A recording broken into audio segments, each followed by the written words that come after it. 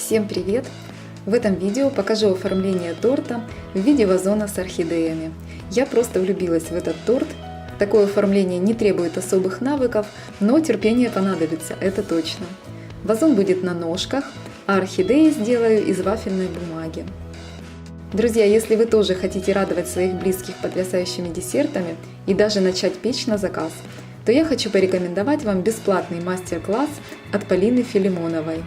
На нем вы узнаете, как начать готовить более 35 видов десертов на своей кухне, а также как печь на заказ и зарабатывать на этом. Полина – основатель самой большой онлайн-школы в Европе.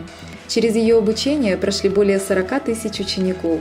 Объясняет доступно и понятно, даже для тех, кто ни разу не подходил к духовке. А вот некоторые работы учеников Полины. Не правда ли потрясающие десерты? Я рекомендую вам записаться прямо сейчас. Ссылку вы найдете в описании под этим видео. А я уже приготовила прямоугольный торт и выровняла его ганашем на масле. Размер торта 18 на 16 см и высота 10 см. Чтобы торт в виде вазона стоял на ножках, для него нужно сделать индивидуальную подставку, поэтому понадобятся 2 усиленные подложки. Также понадобятся гайки, шайбы и шпилька. Их можно приобрести в строительных магазинах. Шпилька продается разной длины, но сегодня в продаже была только длинная, поэтому мне ее придется нарезать на нужные отрезки. Муж отпилил ее пилкой по металлу на отрезке длиной 7 см. Все детали из строительного магазина стоит помыть в теплой мыльной воде. Чтобы вырезать подставку под сам торт, я кладу на торт пергамент и загибаю его края, получая таким образом форму торта.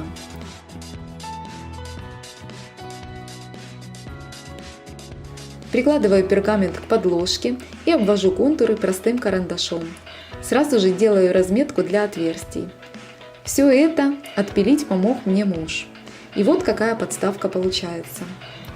Теперь надо продублировать отверстие на нижнюю подставку. Осталось все скрутить. Вставляю шпильки в отверстия в нижней подставке, закрепляю их снизу шайбами и гайками, а сверху только гайками, так как шайбы здесь будут препятствовать задуманному оформлению. Когда все гайки накручены, их надо хорошо затянуть. Дальше накручиваю гайки на одинаковую высоту, у меня это 5 см. Нанизываю шайбы и устанавливаю верхнюю подставку.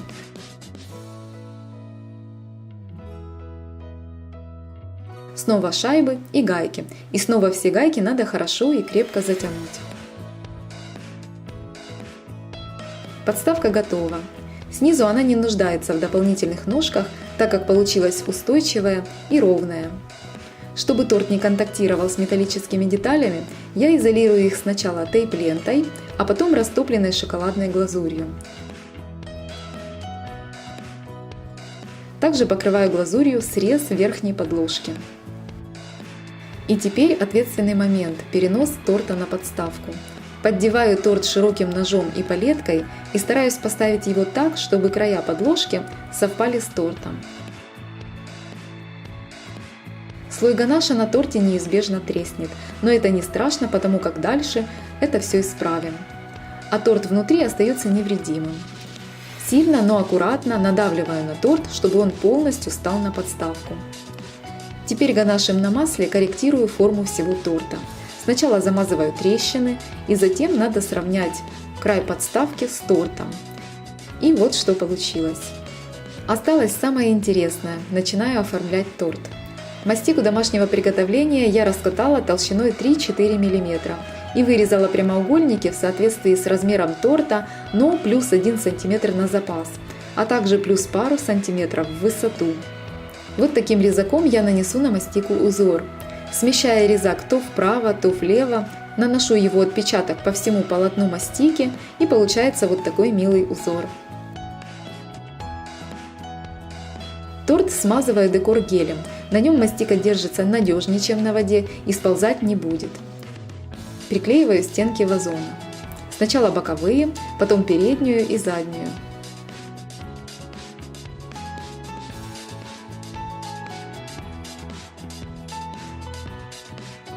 Ножки вазона декорирую мастикой. Сначала скатываю примерно одинаковые ножки, надрезаю каждую и приклеиваю ее вокруг шпильки на декор гель. Затем с помощью молда делаю оттиск на слое мастики.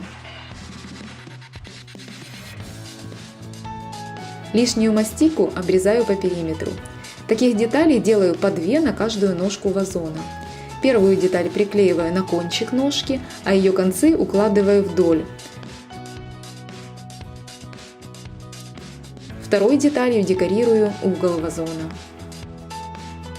Вазон готов.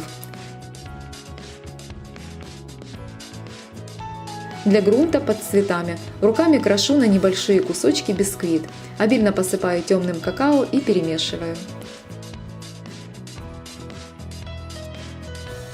Цветы буду делать из вафельной бумаги.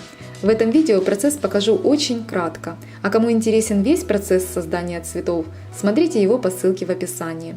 В полном видео я расскажу подробно, какая бумага лучше подходит, чем удобнее всего склеивать лепестки, какие способы окраски лепестков подходят, а какие нет. Покажу, как легко сделать бутоны, листья, корни и объединить все это в одну композицию.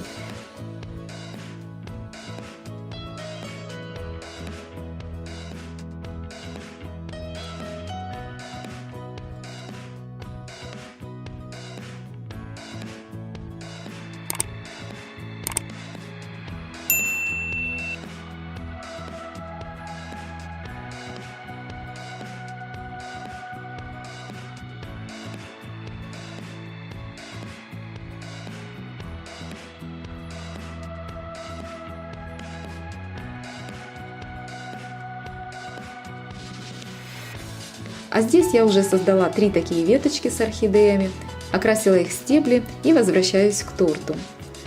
В вазон укладываю подготовленный грунт из бисквита и какао. Устанавливаю веточки орхидей.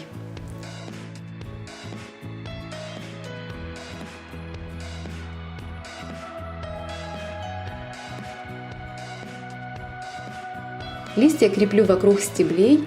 Когда клей подсохнет, они будут очень хорошо держаться. Листья, как и цветы, сделаны из вафельной бумаги. И в конце приклеиваю корешки орхидей. Торт готов. Мне он очень понравился. На мой взгляд, он получился очень женственным и аккуратным. Даже резать было жалко. И вот так он выглядит в разрезе. Угловые куски торта из загаек было не столь удобно нарезать, поэтому подумаю, как усовершенствовать подставку. Если у вас есть мысли по этому поводу, пишите. Не забудьте поставить лайк, если вам понравилось мое видео. Подписывайтесь на мой канал. Пока!